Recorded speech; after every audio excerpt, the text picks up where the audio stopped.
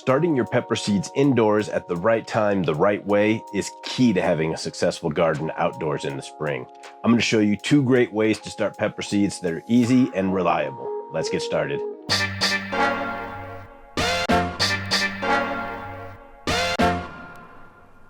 What's up, everybody? My name is Boss. I'm a gardener and a lover of all things spicy. Today we are talking about how to start your pepper seeds indoors, when you should start them, and how to grow them. We're just going to dive right into it. So to get started, you really need to understand when to start your pepper seeds indoors. Now, if you live in a really warm tropical place that has no freezing temperatures and you have year-round growing, you can sow your pepper seeds directly outdoors in most cases.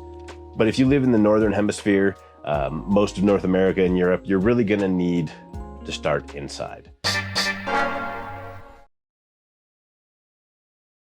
You'll want to start your seeds about 8 to 10 weeks before your last frost date. And if you don't know when your average last frost date is, just go to Google and type in average last frost date in whatever city you live in, or go to almanac.com. They have a tool for that. Again, you just put in your location and it'll tell you your average last frost date for the spring and your average first frost date for the fall. Good information to know. That tells you how long you can expect your growing season to be. And so once you have that average last frost date, which is in most parts of North America sometime in, maybe April to May, count back on a calendar. Go back 8 to 10 weeks, and that's when you'll be wanting to start your seeds indoors.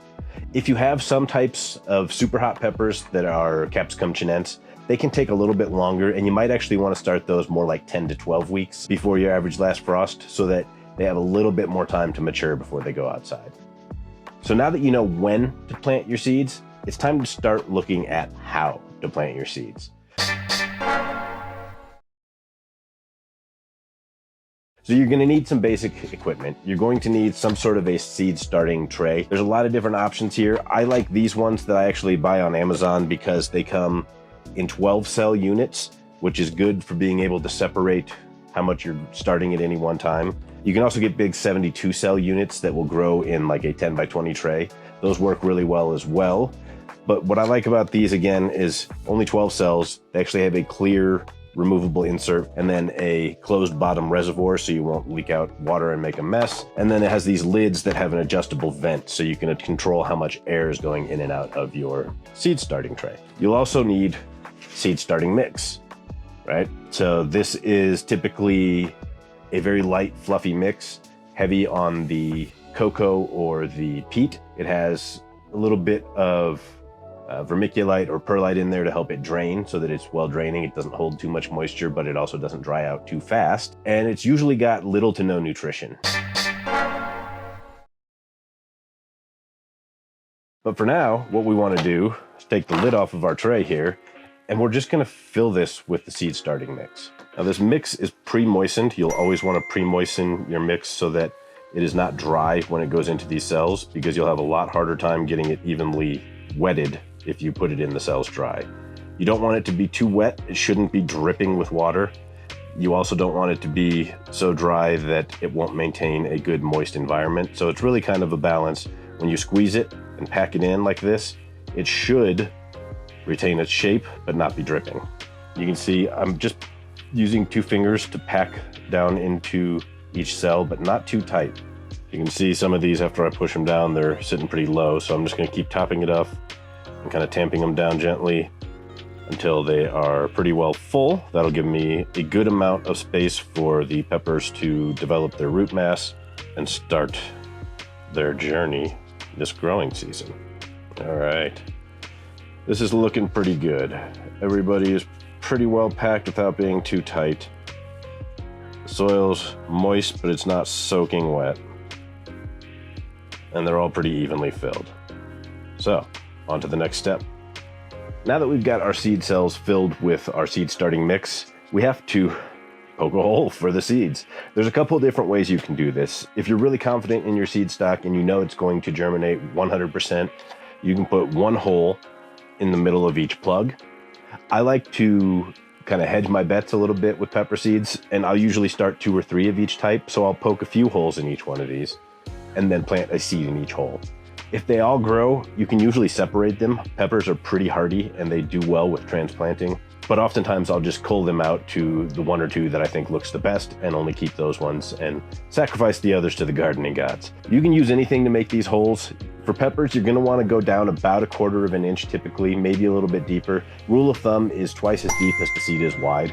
That'll work for most types of seeds that you plant, so keep that in mind as you poke these holes. Don't go too deep. All right, so I've got my planting holes ready to go. Now I just need, for the last key ingredient, pepper seeds. Here's a quick tip. On my seed tray, you might have noticed I've taken a marker and written 1, 2, 3, and A, B, C, D across the tray.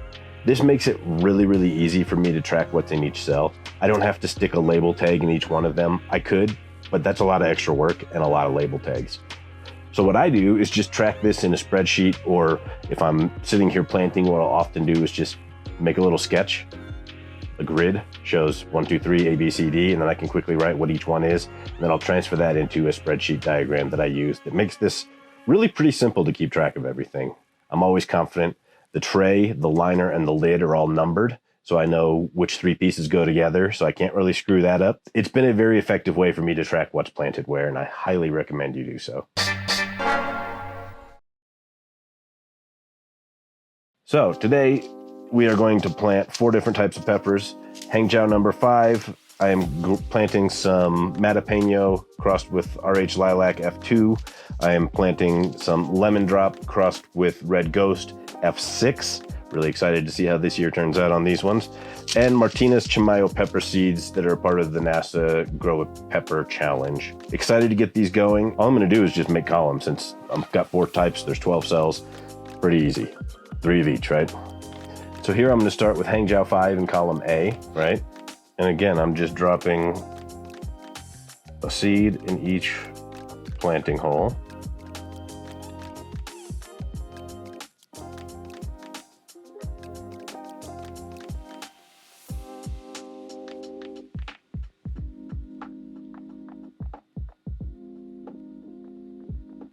Accidentally dropped a couple extra ones in one spot. That won't hurt anything. 1 row done. So you can see they're just kind of sitting in those planting holes. They're not completely in, they're not covered up yet. So I just come back through here after I plant a row, make sure they're pushed down far enough and cover them up. Because the seed starting mix is already moistened, we're not gonna have to go through and water these in. So you might see people that after they plant their seeds, that they drop, a layer of water on them to kind of wet them and set them. But if your seed starting mix is the right moisture level, you really don't need to do that. If you feel like your seed starting mix is a little too dry, what I would recommend is not taking a watering can or something, but take a spray bottle and mist the surface. So that's 1 row down. I'm gonna plant these next 3 rows and then show you what's next.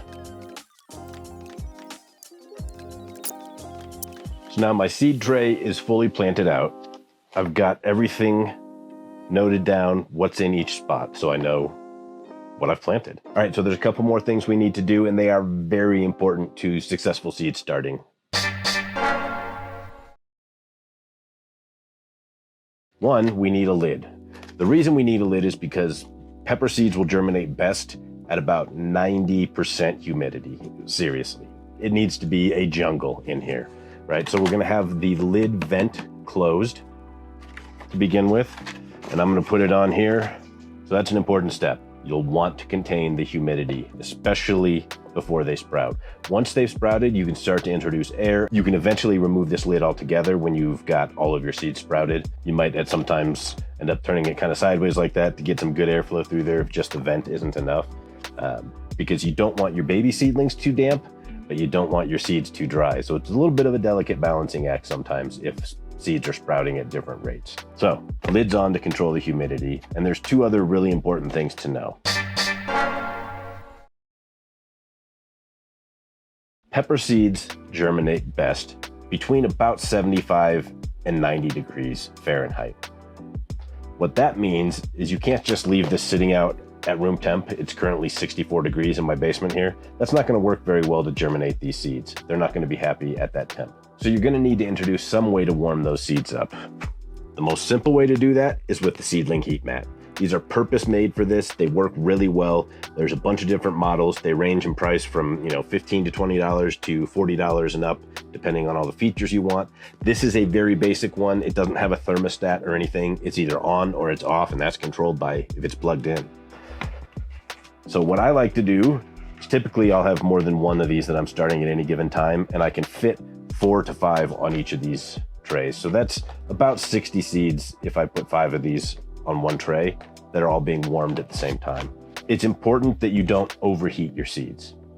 So if you don't have a thermostat on your model of heat mat, like mine does not, what I like to do is I actually use a smart outlet, and then I set it on a program so it runs for 15 minutes and then it's off for 15 minutes. So it doesn't ever get too hot in my tent. It doesn't ever bake the seeds. So I don't have to worry too much about not having that thermostat. If you do have a thermostat on yours, set your ideal temperature to maybe 85 degrees Fahrenheit is what I would recommend, and then let it do its thing. But that's not all. There is one more important thing to having a successful seed starting indoors, and that's light. So you don't need light to germinate pepper seeds, but as soon as they sprout, they need light.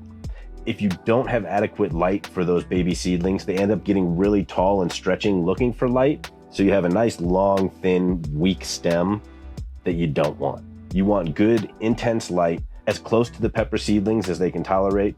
So typically if you're using something like this is a fairly inexpensive LED grow light panel. You will end up having this about 2 to 3 feet above your seedlings at the time of sprouting. If you're using a less intense light than this, say you're using a shop light, like a fluorescent tube or an LED tube light, you're usually going to want to be pretty close, within a few inches of the canopy of your baby seedlings, so they're getting good intense light from that lower powered, lower intensity light source. LED panels, in my opinion, are the way to go. They're energy efficient, they're very bright, and they do a great job nursing plants from baby seedlings all the way to full grown if you get powerful enough lights.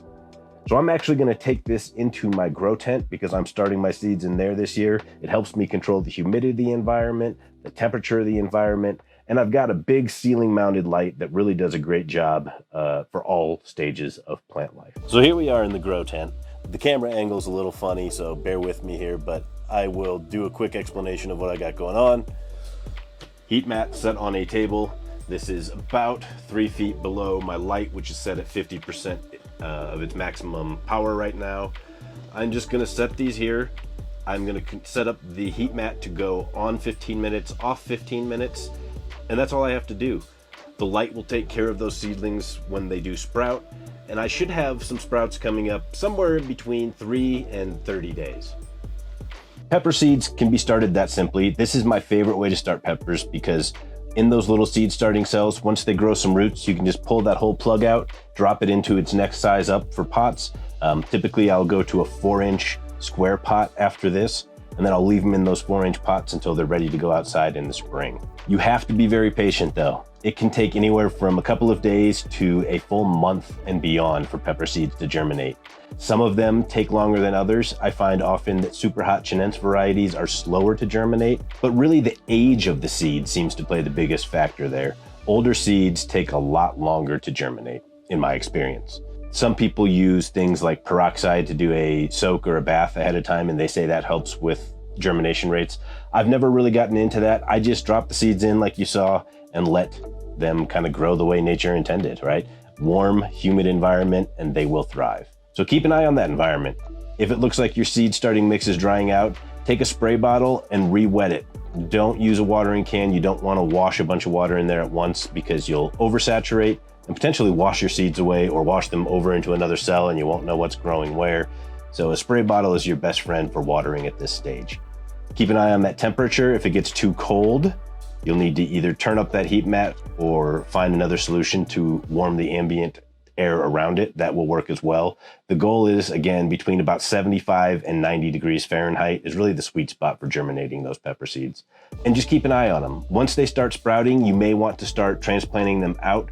I would recommend that if possible, leave them in those cells until they have at least 1 or 2 sets of leaves on them.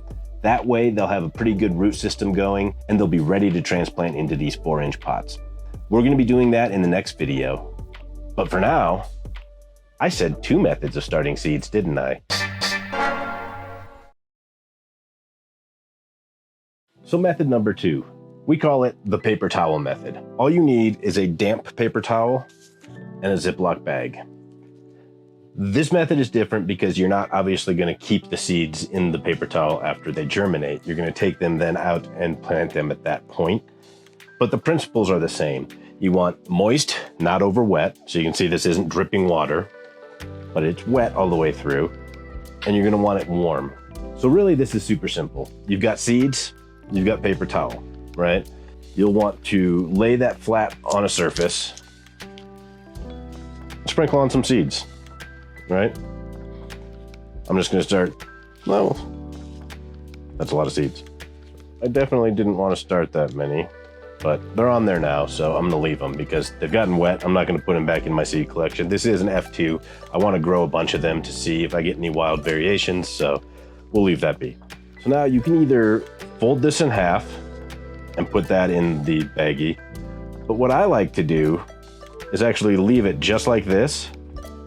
And then I'll slide this entire thing into the baggie with the seeds pointed up. Why, you may ask? First, I'm going to fold it to get them a little damp on both sides. But if I do it this way, I don't have to open it up and take it out and unfold it to check on the status of the seeds. I can see them right through the bag. The humidity created inside of the bag will be enough to keep them moist. It doesn't matter that they're only touching the paper towel on one side. They'll still germinate.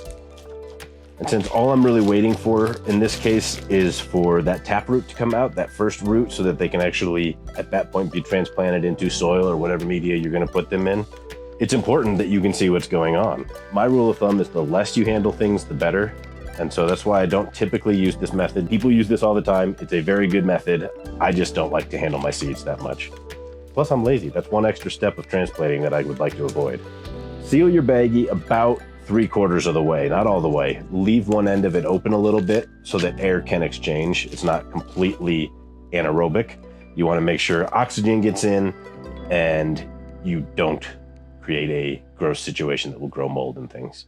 At this point, all you really have to do is take this again and put it someplace warm. Light's not as important in this case. Ideally, it's not as bright, so I'm not going to go set these on my heat mat. I'm actually going to put them on top of the AeroGarden light. The AeroGarden light gets just warm enough that it tends to work pretty well for the paper towel method. As soon as these have a root, then they're ready to be transplanted into soil or whatever media they're going to go to. And at that point, you'll want to have light ready. You'll want to have heat ready, and proper humidity still. So everything from there on out is really the same as the first method, but I use this a lot when I'm testing seeds out of my garden to see if they're viable. I'll put 10 of them in a paper towel, see how many actually germinate, especially if I'm going to be sharing them with other people. I want to make sure that they're not a bunch of bunk seeds, right? So that's method number 2, really simple. I'm going to go set these on their heat source and then check on them again in a few days.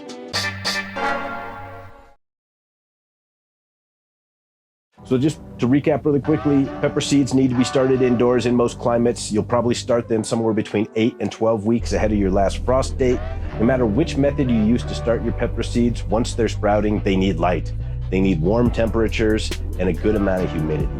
Too much humidity for your baby seedlings will cause them to damp off, fall over, and die. So make sure you take that lid off after most of your seedlings are sprouted.